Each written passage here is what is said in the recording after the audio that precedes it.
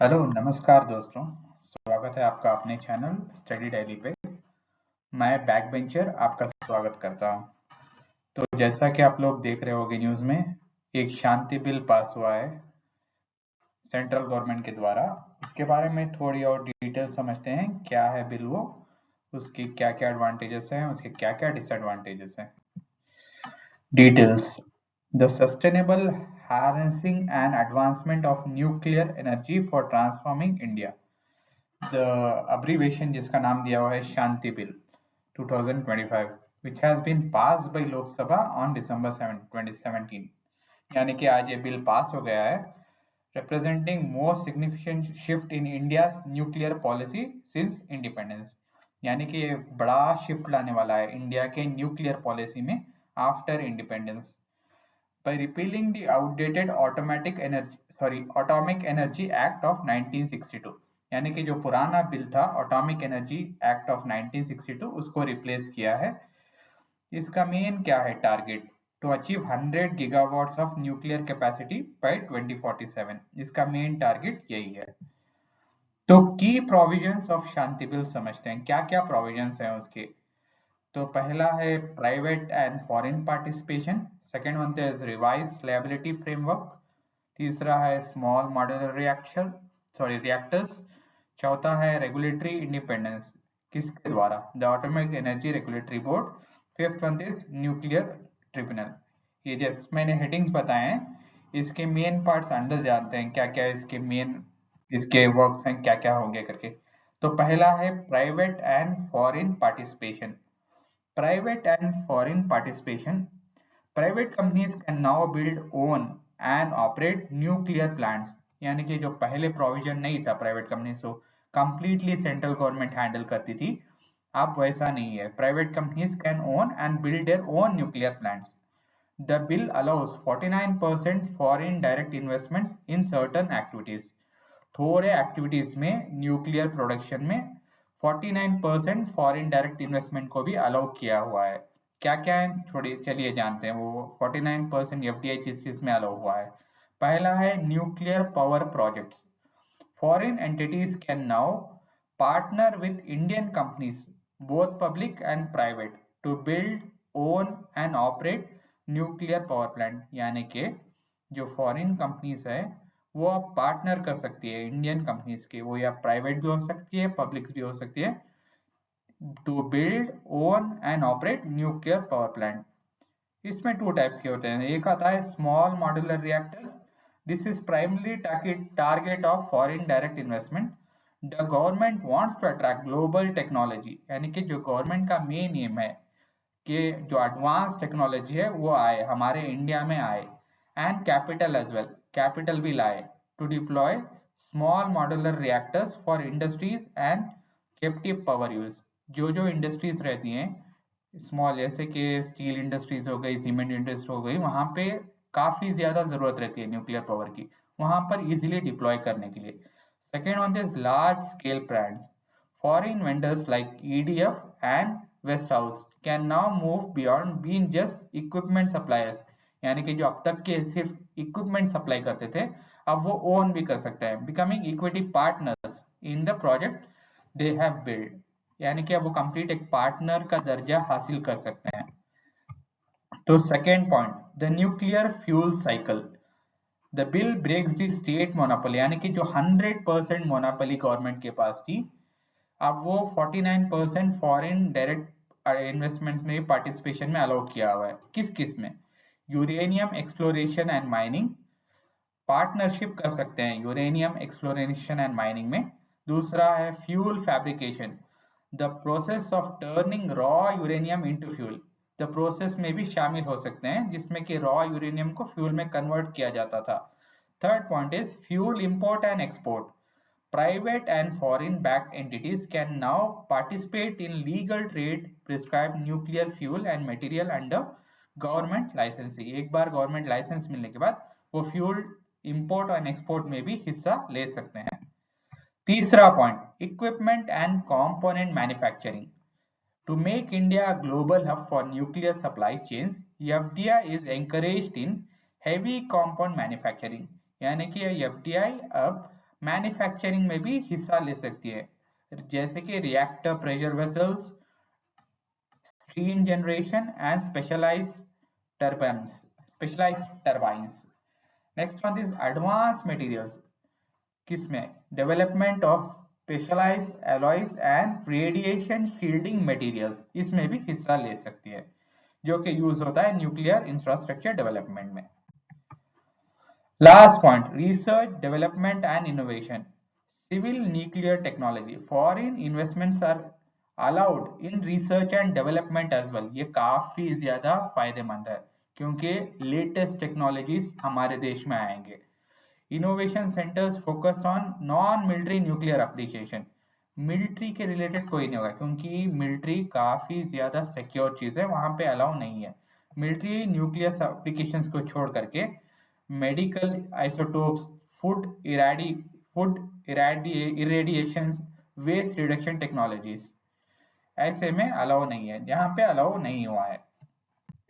Next one, what remained exclusively to the government, यानी कि जो एफडीआई के अंडर भी नहीं आता है, 100% यहाँ पे गवर्नमेंट का रोल रहेगा। वो कौन कौन सी चीजें हैं?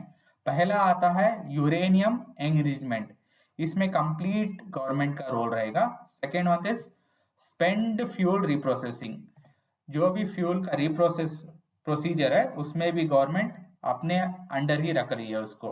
हैवी वाटर प्रोडक्शन, ये प्रोसेस भी सेंट्रल गवर्नमेंट के अंदर ही रहेगा। Last one is radioactive waste management, जो long term storage and disposal था न्यूक्लियर वेस्ट का, वो भी अब गवर्नमेंट के अंडर ही रहेगा, उसमें कोई एफडीआई अलाउ नहीं हुआ है। नेक्स्ट प्रोविजन, शांति बिल का नेक्स्ट प्रोविजन क्या है? Revise liability framework, it replaces civil liability for nuclear damage act of 2010। क्या रिप्लेस हुआ है 2010 से? क्या रिप्लेसमेंट हुआ है समझते हैं। Old law, if A reactor failed because of faulty valve or bad design, the Indian operator could due the foreign supplier like Wellington, जो इक्विपमेंट सप्लाई कर रहे थे पहले, उनके ऊपर जो इंडियन सप्लायर कंप्लीटली उनके ऊपर एक ह्यूज पेनल्टी डाल सकता था।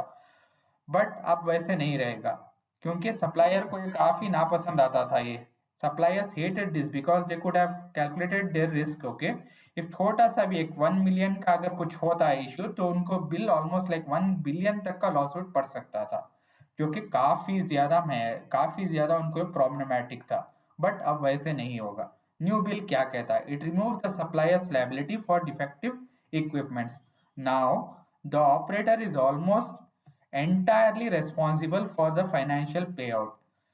तो अब जो ऑपरेटर रहेगा वो कंप्लीटली रेस्पॉन्सिबल रहेगा until and unless if there is an intentional damage caused by the supplier। अगर इंटेंशनली कोई सप्लायर जैसे कि वेस्टिंग हाउस या ईडीएफ इक्विपमेंट से अपने डिफॉल्ट फॉल्टली इक्विपमेंट्स भेज रहा है, तो उसमें केवल वो लायबिलिटी रहेंगे, उसके अलावा नहीं।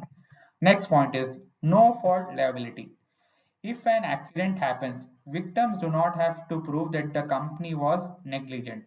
पहले अगर कुछ भी इश्यू हो रहा है, जो विक्टिम उसका विक्टिमाइज हुआ है उसको प्रूफ करना पड़ता था कि कंपनी की नेग्लिजेंस से ही हुआ है। अब वैसा नहीं है, they just have to prove the damage occurred. अगर कुछ भी डैमेज अकर हुआ है तो operator must pay the immediately up to their cap, जो भी डैमेज हुआ है ऑपरेटर को कवर करना ही पड़ेगा। If the damage is so huge that is exceed, यानी कि कैप लगा हुआ है गवर्नमेंट, मैक्सिमम ऑपरेटर को कैप 3000 करोड़ है। अगर उससे भी एक्सीड हो रहा है, जो भी नुकसान उससे भी एक्सीड हो रहा है, the government of India steps in to pay the rest of the amount. Government of India को स्टेप इन करना पड़ेगा and rest of the amount government of India को पे करना पड़ेगा। Next one is no more civil courts. ये एक बेहतरीन फैसला है। अगर कुछ भी पहले हो रहा था तो जो भी विक्टिम होता था उसको रेगुलरली सिविल कोर्ट विजिट्स करने पड़ते थे, जो कि डेकेड्स तक का फैसले चले जाते थे, उसके काफी ज्यादा टाइम लगता था। न्यू बिल के according if the bar civil court from hearing this case, instead it creates a nuclear damage claim commission, यानी कि एक फास्ट ट्रैक कोड बनाया हुआ है जिससे कि कुछ भी डैमेज अगर हो, खुदा ना खास्ता कुछ भी डैमेज हो, तो उसको जल्द से जल्द सॉल्व कर सकें। Third point, small modular reactors, इस पे मेन फोकस है गवर्नमेंट का। Small modular reactors. There is heavy focus on small modular reactors under 300 megawatts. There are factories built safer and easier to deploy, making them ideal for captive power. यानी कि अगर एक कोई factory है तो उसके लिए काफी इजी रहेगा वहीं पे एक पावर प्लांट बना सके, जैसे कि industries like steel, cement and large data centres, उनको दूसरे के ऊपर डिपेंड होने की अब जरूरत नहीं है। चलिए थोड़ा विस्तार में समझते हैं। Modular design.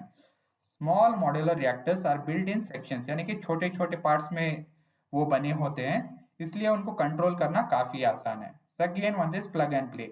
This modules are then shift, यानी कि जो स्मॉल मॉड्यूल्स फैक्ट्री में बने होते हैं उनको इजीली एक जगह से दूसरी जगह पे ट्रांसफर किया जा सकता है। This cuts the construction time. जो पहले लगता था 10-12 साल सिर्फ कंस्ट्रक्शन में लग जाता, अब वो कट डाउन होकर के 3 to 6 years में होकर कहीं पे भी सप्लाई कर सकते हैं। Why they are safer? No power, no problem.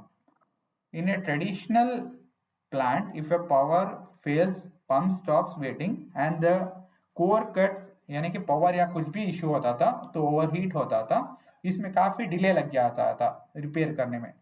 Next one is gravity and convection. Small modular reactors are designed as if something goes wrong, they couldn't water gas circulate naturally through gravity, यानी कि ऐसे बनाया उनको एक natural gas, एक heat हो रहा है, कुछ भी हीटिंग इश्यूज हो रहा है तो उनको ग्रेविटी के थ्रू ही नेचुरल एयर मिल सके, ऐसा बनाया हुआ है।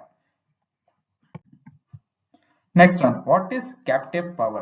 Captive power means the factory has its own dedicated power plants right on its premises, यानी कि अगर कुछ भी इशू हो रहा है तो उनके पास डेडिकेटेड पावर प्लांट्स वहीं पे मौजूद हैं, इसलिए इसलिए काफी इजी होगा उनको सॉर्ट आउट करके जो भी प्रॉब्लम है उसको इजीली रिजॉल्व कर सके।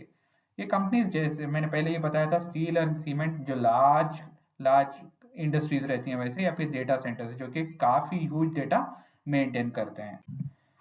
Next one, Shanti Bill. The Indian government has identified 16 potential sites across 6 states and concern, यानी कि जो स्मॉल मॉलिक्यूलर रिएक्टर्स थे उनको 16 पोटेंशियल साइट्स पे आइडेंटिफाई किया हुआ है इन 6 डिफरेंट स्टेट लगाने के लिए। तो गुजरात में 5 आएंगे, मध्य प्रदेश में 4 आएंगे, उड़ीसा में 3 है, आंध्रा में 2 है, झारखंड में 1 और एक छत्तीसगढ़ में भी है। नेक्स्ट वन, की प्रोविजंस ऑफ शांति, उसके चौथा और पांचवा पॉइंट है regulatory independence and nuclear tribunal. Regulatory independence, the atomic energy regulatory board has now been granted statutory status, उसको स्टेटस मिल चुका है, गिविंग इट मोर, यानी कि उसको मोर पावर उसको है अब उसके पास, to inspect and enforce safety standards across both public and private plants. उसके लिए अब इतना पावर दिया गया है कि वो खुद से एनफोर्स कर सकते हैं standard methods for both public and private plants. Next one is, जैसे कि हमने पढ़ा, न्यूक्लियर ट्रिब्यूनल्स लगाए हुए हैं, कुछ भी अगर इश्यू होता है तो इजीली उस लोगों के जो भी विक्टिम, अगर कोई भी विक्टिम को सिविल कोर्ट्स में फिरने की जरूरत नहीं है, एक फास्ट ट्रैक कोर्ट्स के सर के ट्रिब्यूनल्स बनाए, कुछ भी इश्यू हो उनके लिए जल्द से जल्द मदद पहुंचाई जा सके। Next one, challenges and concerns क्या होंगे इसके। Despite it's passage the bill face pushback from the opposition, यानी कि थोड़े अगर कुछ अच्छा हो रहा है तो ऑब्वियसली कुछ बुरा होना भी बनता है। क्या क्या उसके ड्रॉबैक्स हैं देखते हैं। पहला तो है safety oversight. Critics argue that profit driven, यानी कि पब्लिक या से डायरेक्ट प्राइवेट सेक्टर में हम दे रहे हैं, तो इनका मानना ये है कि प्राइवेट एंटिटीज ऑब्वियसली उनका पहला रीजन तो प्रॉफिट ही रहेगा, वो उनका पहला मकसद ही प्रॉफिट रहता है, तो there might be chances that they might compromise on safety requiring the AERB to exceptional visions, यानी कि सेफ्टी को छोड़ करके पहले वो प्रॉफिट में भी सोच सकते हैं, प्रॉफिट के बारे में सोच सकते हैं, तो इससे इश्यू हो सकता है। दूसरा है liability delusion. The opposition stage A walkout from the Lok Sabha, यानी कि लोकसभा से डायरेक्ट वॉकआउट कर गई opposition, arguing that shielding suppliers from liability could put the public at risk, यानी कि सप्लायर्स जो भी थे, अब जैसे हमने पढ़ा जो यूएस से सप्लायर्स थे, जो इक्विपमेंट्स में कुछ भी अगर इश्यू हो रहा था तो पहले ऐसा लगता था कि उनके ऊपर पेनाल्टी लगती थी, बट अब डायरेक्ट ऑपरेटर्स पे आएगा तो वो थोड़ा सा लीनियंट हो सकते हैं। Third one is core functions. While operators are opening up, the Department of Atomic Energy still retains the control over nuclear fuel fabrication। ये जो हमने पहले देखा था, थोड़े गवर्नमेंट ने अपने पास ही रखे हैं, जैसे कि वेस्ट मैनेजमेंट एंड ऑल, तो यहाँ पे थोड़ी सी प्रॉब्लम आ सकती है। वेस्ट मैनेजमेंट अगर दूसरों को जाता तो और ज्यादा टेक्नोलॉजी आ सकती थी। वेस्ट मैनेजमेंट में कैसे हैंडल करें, फ्यूल फैब्रिकेशन में और कैसे एडवांस टेक्नोलॉजी लाए, एंड यूरेनियम एनरिचमेंट में भी कैसे एडवांस टेक्नोलॉजी लाए। तो दोस्तों यही था, बैक बेंचर्स के द्वारा आपको इस टॉपिक पे जो कुछ भी डिटेल्स दे सकते थे ने दे दिए हैं। अगर वीडियो में से थोड़ा भी कुछ भी अगर पसंद आया हो तो केवल कृपया करके लाइक और सब्सक्राइब कीजिए, और कुछ भी सजेशंस हो तो कमेंट में बताइए। मैं पूरी कोशिश करूंगा अपने आप को इम्प्रूव करने का। Till then, thank you.